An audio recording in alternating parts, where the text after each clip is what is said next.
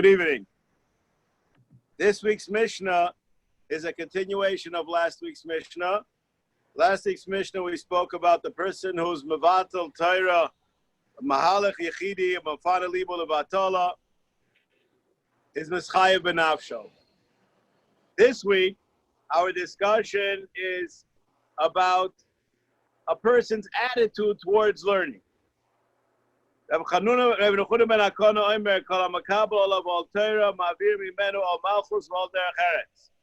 person who he accepts upon himself the All Torah, he doesn't have to worry about. Ma'avir mimenu, we remove from him the all of Malchus and all of the Acheretz.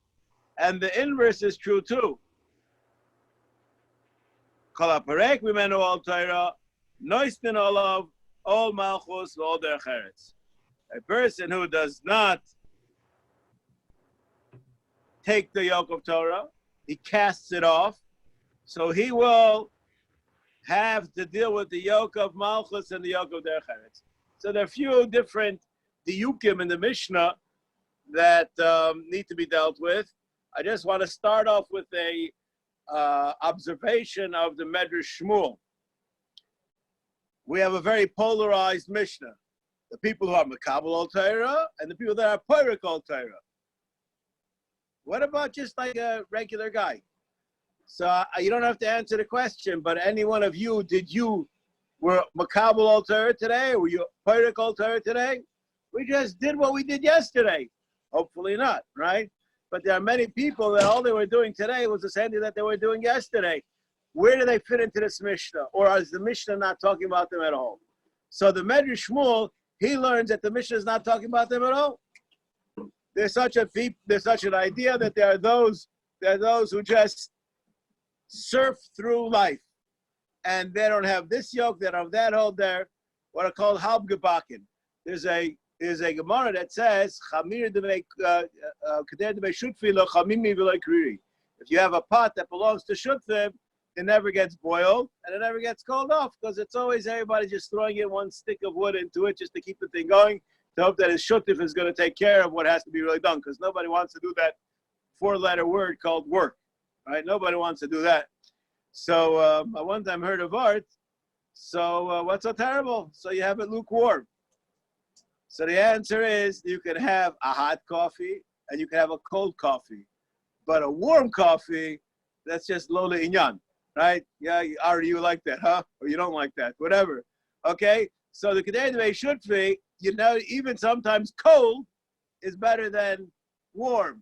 You just have absolutely nothing. Everybody's keeping going. So the people who they are not from the Pirkei Mimanos and they're not from the Mekabel Al Torah, they're just someplace in the middle. They don't really have anything going on in their life. Nothing is really moving them. That's the first. There's a diak also in the Lashon of the Mishnah, which I'd like to mention. We have a klal that HaKadosh Baruch Hu's midah toiv is greater than his midas ra. Right? How we know? We say for those who daven in Ava Shalom know that on Monday and Thursday when you say Tachnun and you say the Yud Midas, that's the minig Ava Shalom. For those of you who haven't been there, hope to get there soon. At any rate, the midah toiva is 500 times the midah ra. A person is mekabel all of all Torah. Did he do anything? He didn't do anything yet. All he did was mekabel all of Torah. HaKadosh Baruch Hu gives you credit in advance. HaKadosh Baruch Hu believes in you, possibly even more than you believe in yourself. If you're mekabel on yourself all Torah, midah tov meruba, that's good enough, and you already get the Mavir Mimeno, all the Acheretz, all Malchus, all the Acheretz. Whereas in the second aspect of the Mishnah, Kol HaPirkei Mimeno All Torah, you had to not decide I'm out. You have to physically make a move and do something negative to cast off the yoke. Then HaKadosh Baruch Hu is going to do this to you. But the midah toiva is meruba. That's one nakuda in the Mishnah. I have a different answer to the question, which I'd like to share with you. What is the natural position?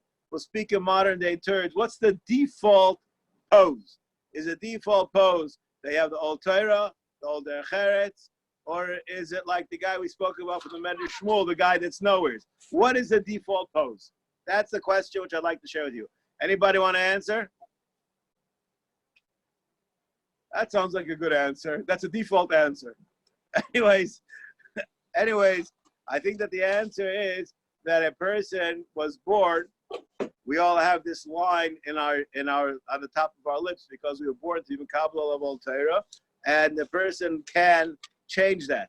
So when you're going into your natural mode, you fall into that quicker. So it goes easier to go to the direction of Mekabel of Torah, whereas the natural tendency of a person is to learn Torah. To do the opposite is going to be, you have to be a pirate, because the natural inertia would have that the person should be always learning. That's one thought, a nice thought possibly in the Mishnah. What is it? There's another question which I have. What does it mean, Mekabel Olav Torah? One second, I have to turn my volume up. Yeah. What does it mean, Mekabel Olav Torah? What does it mean? I'll answer your question with the story which I was going to say later. Okay, Rav Meir Arik, I don't know if you people know who he was. There were, before the Second World War, there were Gedolei HaPoskim in different areas. After the Marsham was Nifter, so in Galicia and in those areas, Rav Meir Arik became the Posek Hador. He was the Makbil to the Zkan Aaron in Lita, the Machzi Avrom, these Poskim. And he has a story. He had a shita. He said, "You're makabel ol Torah, then mavir mer ol derech eretz." And there's somebody named Rabbi Tenenbaum who was a Rav in Muncie that told Shalom Shadron the following story. This man gave Shalom Shadron a ride, and he said, not this Rabbi Tenenbaum, this Avrech, and he said that he has a friend who's a Ger Tzedek from Denver, Colorado. Naftali, you don't know what Denver, Colorado is, but just, it's someplace like Netivot or something like that. It's far out in the middle of nowhere. Anyways, and he said his person sits and learns Yom B'Layla, and he has a pension from the government because he was Makabel all Torah, and therefore there are very many all Derech Eretz. What's the story? This guy was in the army, and he got wounded in the army, and because of that, he was on chalat. Because of that, he was getting money from the government, not able to work. He has like a veterans, kind of a stipend, and he had to come every so often. You have to go to the doctors to be reevaluated. He was reevaluated, and everything is fine. And he kept on being sick, and what could be better than that? The guy was able to do nothing. And he started thinking about things, and he decided that he wants to check out religion. Bottom line, he became excited about Yiddishkeit, and he was Megayer. After he was Megayer, he felt totally better. He was very happy with himself. And the next time that he went to the doctor said, "You're great. You're good to go. No more pension for you. You have to go back into the workforce." And the guy said, "Nothing doing. I am an invalid for life." And they went to a second doctor, Bekitzer. He was not willing to give us up. This ended up going to court. He went to court, and the judge says, "Why are you harassing everybody? You're 100% well. Why do you think you deserve pension?" He said, "Well, I was in the army, and I became sick, and because of that, I was interested in learning. Now I became Jewish, and I want to be a Talmid Chacham. And because I want to be a Talmid Chacham, I can't work. And therefore, I want the army to pay for me to have a pension." So the judge, this guy is a judge, says, "You want to be a what?" Said a Talmid Chacham. Says, "You want to be a Talmid Chacham, I'm going to let you off the hook." And the judge says, "Let me tell you why. I was in a submarine. That was my job in the Second World War. And we were underwater, submerged for a full year. Everybody in the submarine was going bonkers. They were going crazy. Imagine bidud for a whole year. Anyways, everybody was going crazy. And in our submarine, there were 3 religious Jews. And these 3 Jews were happy guys. And it got on everybody's nerves. These 3 Jews are happy guys. Everybody's walking around miserable. I was one time walking past their room, and I hear them singing inside. They didn't have a nagan. They were singing. You couldn't believe, how could anybody in the bottom with Yaina over here in the bottom of the ocean, how could anybody be singing? So he knocked on the door, and they open the door. He comes in and sees a whole bunch of books thrown all over the table, and everybody's singing and screaming at each other. So what's going on over here? He said, nothing. We're just learning. So why are you learning? He said, we want to be a Talmidei Chachamim. And he said, what's that? We want to be, and he saw that a person who can become a Talmid Chacham could be a person that's happy with his life. That is a altruistic idea. And if the army put you in a situation that you want to become a Talmid Chacham, you're good to go, and you get a pension on Uncle Sam's bill. Okay? So all you guys that didn't file for Trump's bill, you can try Uncle this one. Anyways, so here we have a idea called a Kabbalah of Old Torah. Now, what did he do? He said he doesn't want to go to work. Why? Because he wants to learn. That's what it means. Now, I just want to make it clear. I had a shot in this Mishnah, and I was very surprised to find the source that said the same thing as my idea, and I'm going to share it with you. Rabbi Yochanan Sandler, what did he do for a living? He was a Sandler, right? Sounds like a Sandler. Yitzchak Bar Nafka, right? There are all kinds of Tanaim, Amoraim who all work for a living. Yep. Right? Should I say that? Is that true? Is that mistaken, right? Presumably. So, what? Presumably. Presumably, yeah, maybe they were on Chalat also. Who knows? Anyways, but the bottom line is that we find throughout Chazal that there are many, many people who worked. And there definitely were people that were Makabel of all Torah. Not only that, the Mishnah says, Yafa Torah in Derech Eretz. How does this Mishnah all of a sudden come and say that, oh, Shlomo, you like the question, huh? How does the Mishnah come and say such a thing that there's a problem? What's going on over here? Okay, so I think that the answer. Depends how sincere you are. I can't. What that was? I didn't hear you, Shlomo. What are you saying? Depends how sincere you are. Depends how sincere you are. That's correct. That's correct. I think that's the answer to the question. But the story is told as follows. I mentioned this kind of a story in a different share of Pirkei Avos, but the similar kind of a story. You have these guys that workaholics trying to make money, amass their wealth, etc. And the Panovich Rav one time came to collect money from one of these guys, and he says, "Yeah, I don't want any money. I just want you to answer my question. What are you working for?" He says, "What do you mean? I have this big house and I have these fancy cars." So he says, "Your big house. When do you go home?" He says, 11:30 at night. When do you go to work? 5:30 in the morning. So when do you see this big house of yours? When do you drive your fancy cars? What are you doing? To slow down. So he says, you want to be successful in business, you have no choice. You have to be there all the time.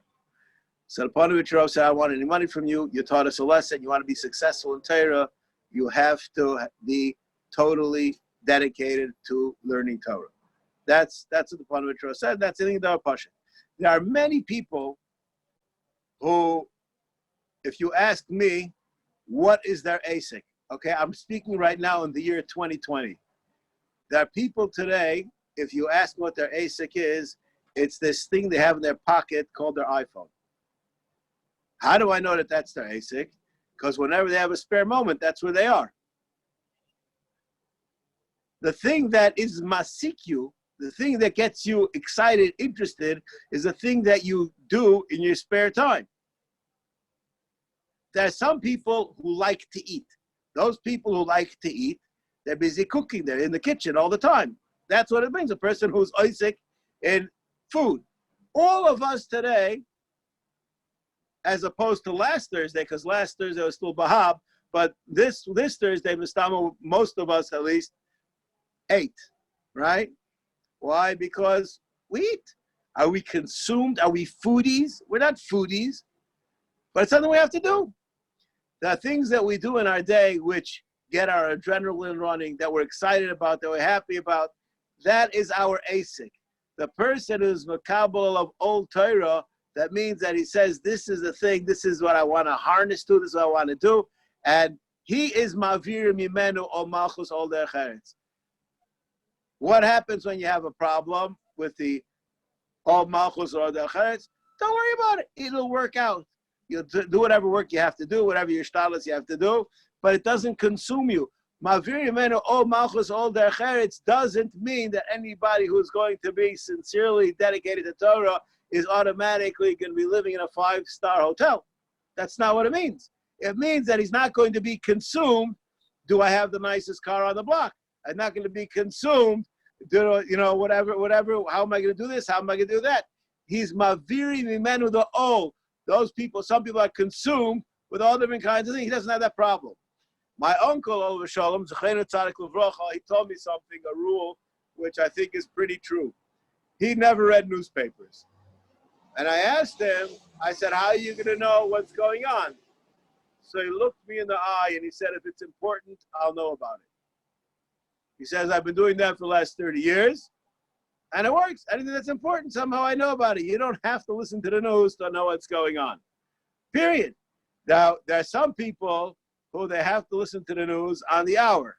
I'll just give you an example about this. There's something which used to exist in Eretz Yisrael and doesn't exist today. When I came to Eretz Yisrael at that time, people were still into their watches. People wanted to have watches from Chutz La'aretz. Watches was a thing. And you would go on the bus and you would see it goes beep, beep, beep, beep, and everybody takes out their watches to check their watch to see if their watch is set to the right time. Nowadays, people don't do that anymore for a variety of reasons. One is their watches actually set the radio instead of the radio setting their watches because they're hooked up to some atomic clock or something like that. But aside from that, people aren't into their watches. So it's not really important exactly what time it is. You just have to know what time it is, B'erach. That was their ASIC. That was their old. That was their busy with. That's what it means, be makabel. Okay, Naftali, I hope I answered your question. Did I? I don't know what the answer was, but I hope somewhere in there was the answer. Anyways. Like some say, he beischa beisvad lachachomim. That beischa, the bias is the place of the person. They say Right. beischa, the center of your life would be vad lachachomim. Right, 100%. Okay. All right.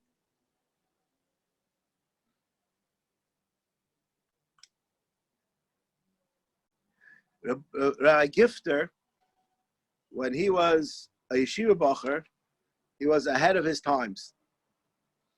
Nowadays, every kid from the time that he's born, he has in his crib all these Gedolim cards surrounding him inside his crib.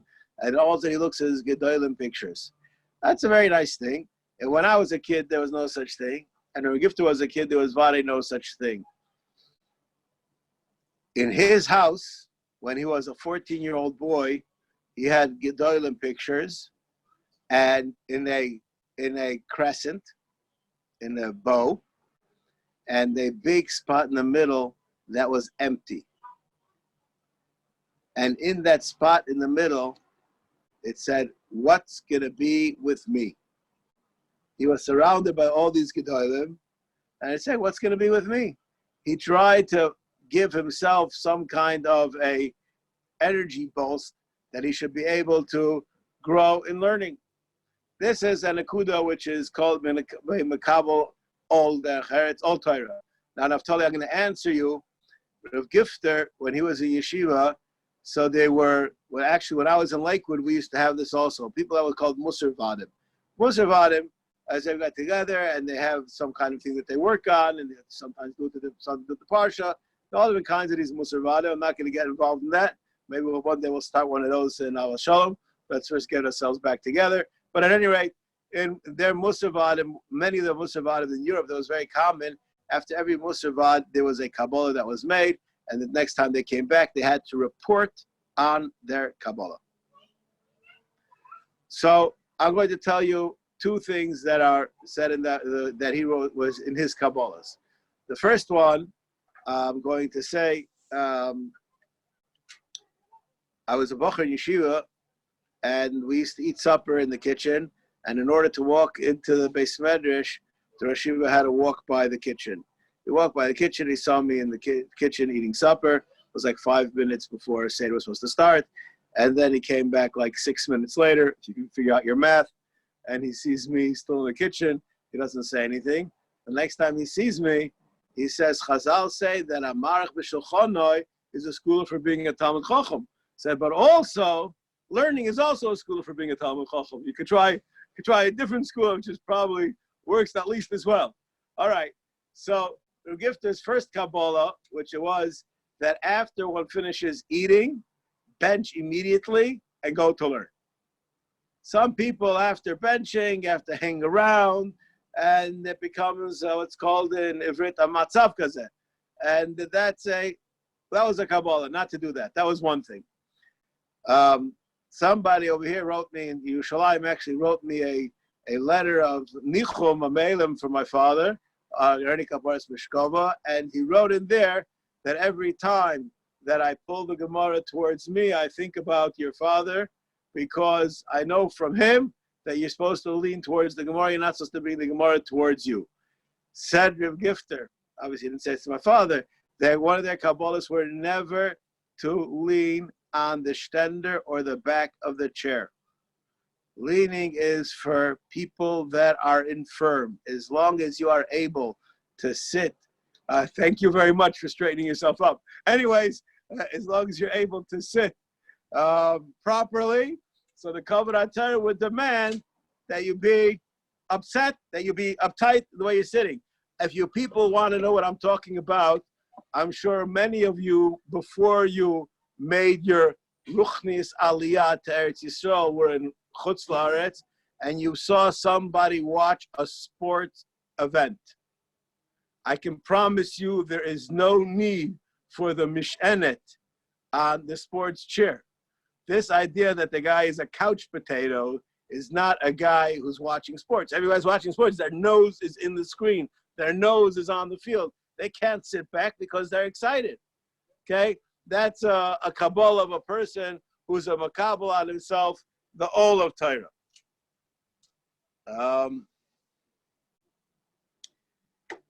One of the great Chassidish Rebbes, if I'm not mistaken, it was the Naim Elimelech, saw one of his Chassidim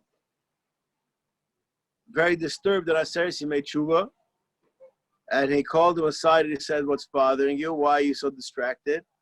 And he said, "I'm worried about the Yom Adin, and I have Mali Pachad, and I don't know how to prepare myself for Yom Adin." So you don't prepare yourself to Yom Adin, go to this person who lives at the edge of the town, and go look inside his house, and you'll see how to prepare. And he goes to that. This story, by the way, is a literature story and a Chassidish story, but it separates, and I'll explain to you the philosophies that separate in this story. It's a beautiful story. He goes to watch the Chassid, and he opens up the shutters and looks inside, and there he is sitting with his Gemara, learning with a geschmack, enjoying. And I want to tell you people, there was somebody one time did some nasty thing on Rabbi Elyashiv. They slipped a tape recorder into the room where Rabbi Elyashiv learns, and he's actually learning Gemara Shabbos.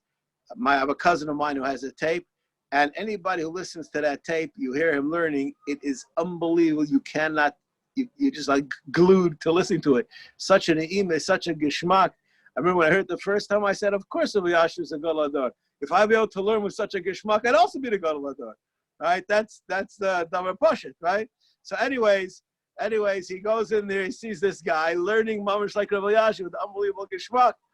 And he comes back to the Rebbe, and the Rebbe says, "No." So I didn't see anything, I just saw a guy learning. So how am I supposed to know how to prepare for Rosh Hashanah on Yom Kippur? So what do you mean? That's how you prepare. You sit and learn the Eilim Torah. Kol HaMakabel Imenu Ol Torah Mamir Imenu Ol Malchus means also you don't have to worry about the Kadosh Baruch Hu. He'll be on your side. You'll learn with a geschmack. Everything will be in place. That's the Chassidish story, the way it's written. I would just say that the literature version of the story could be actually the same thing. Just the difference is that the best way to prepare is to sit and learn, which is also true. There's that philosophy also. At any rate, this is an akuda which is very important. The person has to realize that you have to makabel the all. I want to say something else. There's a famous story said about Rabbi Hananiah Steinman, which I have no idea if it's true or not, but it doesn't make a difference because it fits with his personality anyways. So whether some Bocher told him that he doesn't enjoy learning. So he asked him, but get the bottom line is if you eat garlic a whole day, so then all the food tastes like garlic, nothing tastes good. He says, of course, Torah is geschmack, Torah is enjoyable, but when you ruin yourself, so then it starts to taste bad. And just to give you an example of this is my example. There's a thing called classical music. By definition, classical music means people at any time, in any generation, will enjoy that music. People who listen to acid rock do not enjoy classical music. You know why? Because their ears don't work anymore. That's why. They can't hear anything that makes any sense. They only can hear things which are out of it. They'll just leave it at that. I'm not going to get too involved in what they like to listen to. But you can destroy your taste buds, and you can destroy your intellectual, natural way.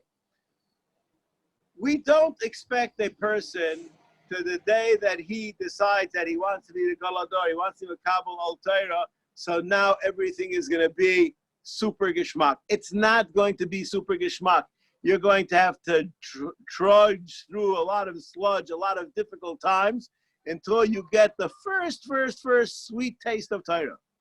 So the person who's a makabel alav all Torah, because when the person is makabel of all Torah, he's not really up to the madrega that the Torah should be geschmack, should be enjoyable for him, that he's going to have that doesn't happen when you're makabel on it. That happens, you have to grow into that reality. But we believe that that'll happen. So the reason why the Mishnah over here says that makabel of all Torah is because you have to be makabel of, and when you're makabel it, that's when it actually is the all of Torah.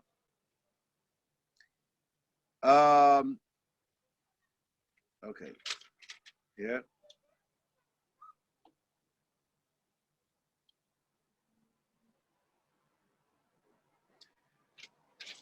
A person who wants to have all malchus and all cheretz, all of those things, I challenge, and I say this, I think anybody who is intellectually honest. There was a Rosh Yeshiva here who lived here in Yerushalayim. His name was Rabbi Yankiv Zalaznik. Rabbi Yankiv Zalaznik was a very close friend of Shlomo Zalman Auerbach. And just to tell you who this person, Rabbi Yankiv Zalaznik, was, I know that he held Rabbi Yashiv in great esteem. And I asked his son, who I know quite well, the son who lives in my neighborhood, his name is Devaran Zalaznik. I asked him, how does your father know Rabbi Yashiv? So he said, what do you mean he knows him? I said, how does he know Rabbi Yashiv? Tell me how he knows Rabbi Yashiv. So he stopped to think about it, and he said, I don't know. I later on did research, and I found out how he knows him. And he told me in that conversation, my father did not leave Shchunot HaKerem for something like 40 or 50 years. He never left that place where he was. I was in his house once, I'm Yankiv Zalaznik. Just you should have an idea when we speak about people who enjoyed learning. So just to have an idea, when I was involved in the earliest stages of having the Paskin Shai, that's one of the problems that I had. There's certain questions that don't exist in America, and they're very negeh halacha l'maisa over here. And one of them is how long the children have to wait after eating meat to have milk. And chutz starch isn't negeh because you eat fleishik for supper, so it's not negeh. The kid goes to sleep at the end of it. Here, people eat fleishiks for lunch, and the kid wants to go to sleep at 6 o'clock. So how many hours do you wait? So I didn't have any shimush on this from my parents because this was irrelevant. So I wanted to know what the old psak in Yerushalayim was. So I asked some old-time Yerushalayim Talmidei Chachamim, just one Talmud Chacham says, well, you ate fleishiks and you want to eat again before 6 hours? It's going to understand, like, you ate fleishiks. Why would you want to eat before 6 hours? It's just like ridiculous, you know? Anyways, that's one mahalach. That's one answer to the question. So I asked an anikel of Yaakov Zalaznik, and the reason why I chose him to ask this, because I know that he didn't live with the integration into modernization. So I asked his anikel, and his anikel said he zicher waited 6 hours. And he answered me just like off the cuff like that. It really bothered me because it was clear to me he just made that up. So I asked him, how do you know? So he says, I know. I said, how do you know? So I just don't assume so. I said, assume, I can assume better than you. See if you can find out. And then he starts to laugh. So I said, why are you laughing? So I said, because now that you mention it, my grandfather probably doesn't know the answer to the question. So I said, why is that? So he said, there's a going in my Sarav that he says that you're not supposed to have the salatim on the table when you make hamaitzi, make kiddush on Friday night. So I asked my aunt, this fellow, Yaakov Zalaznik, had more than one wife. So he has children that are many years apart. So I asked my aunt, who really could be his grandmother, was he makbid on this halacha of the Maaseh? She said, salatim on Shabbos, the only difference between Shabbos and weekday was on weekday we had lechem shachor, and on Shabbos we had lechem lavan. Salatim? Like, you know, where does that come from? You know, it didn't exist. We don't have that shiur, so we weren't busy with the 6 hours either. Now, I came at this house. All of you people who came to Yisrael 30 or 40 years ago may know what I'm talking about. There was a thing called a Friedman refrigerator. That was the name of a company called Friedman, and they had these little refrigerators that like, I don't know, they're not full size. They're not exactly under the desk. And they're like, the walls of them are like as thick as the walls of Meir Sharim, and it gets full of ice. And here he had in his house this Friedman refrigerator with a digital watch, wristwatch, with a piece of scotch tape on it, stuck onto the refrigerator. That was his refrigerator with his watch, with his clock in his kitchen, okay? Something from 1950 and something from the year 2000. All together. I don't want to tell you what his house looked like. And he was the happiest guy in town. He was a happy guy. He had nothing, and he was unbelievably happy. Go to the homes of any Gedolei Yisrael, and before the Gavoim get to it, and you'll see they have absolutely nothing, and they're very happy people. The people who are the sports stars, the politicians, the music stars, all of these people, kol hazman mechapes, mechapes, mechapes. The Rivosh says the person who has the Ol HaTorah, he doesn't have to live with the Ol of Derech Eretz, the Ol of Malchus, because those are really an Ol, because the people who live there, who have them, are always trying to upgrade and never happy with what they have. This is the idea, this is the dichotomy actually between the Ol of Torah and the other all that there are in this Mishnah. Thank you very much, and have a good Shabbos. Maybe we'll see some of you on Shabbos, maybe not, but definitely won't see any of you on this device. All right? Okay, have a good Shabbos. Good Shabbos. Good Shabbos. Good Shabbos.